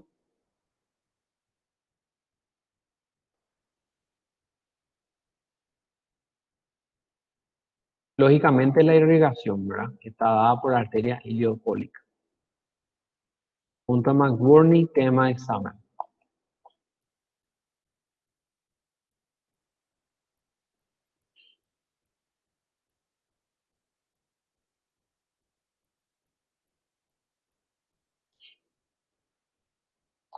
Y aquí colon, ¿verdad? Ascendente, transverso, descendente, saber la flexura cólica derecha y cólica izquierda, cómo están formadas, ¿verdad? Eh, Saber qué porción está peritonizada y qué porción no está peritonizada a nivel del colon ascendente, ¿sí? Eh, el colon en general, el ciego también ver si está o no peritonizado en sus dos caras o si solamente en una cara. Las relaciones, por supuesto. Arterias importantes, ¿sí? Importante, arterias del colon, sobre todo esa división que yo les había dicho, en lo que es colon funcional derecho, que está dado por la arteria mesentérica superior, y colon funcional izquierdo, ¿verdad? Que está dado por la arteria mesentérica inferior. Las ramas de ambas arterias, y es eso. Básicamente esos puntos son los puntos más importantes, ¿verdad? Lógicamente puede salir cualquier cosa en el examen, pero siempre hay mayor proporción de preguntas que son las cosas que nosotros dimos en clase, lo que está en su cuestionario, o sea, las cosas que yo les mandé, las preguntas en los cuestionarios, de repente modificar un poco eso, agregar nuevas, y así. El examen no está difícil, ya está hecho, el examen ya está, solamente falta liberar, ¿verdad? Pero ya está hecho el examen. eh, Vean esas cosas que les estaba diciendo, y es eso, ¿verdad? Lastimosamente no pudimos hacer una revisión un poco más larga y lenta porque estamos ya más o menos sobre la hora. Justito nos da el tiempo para terminar el contenido de miembros.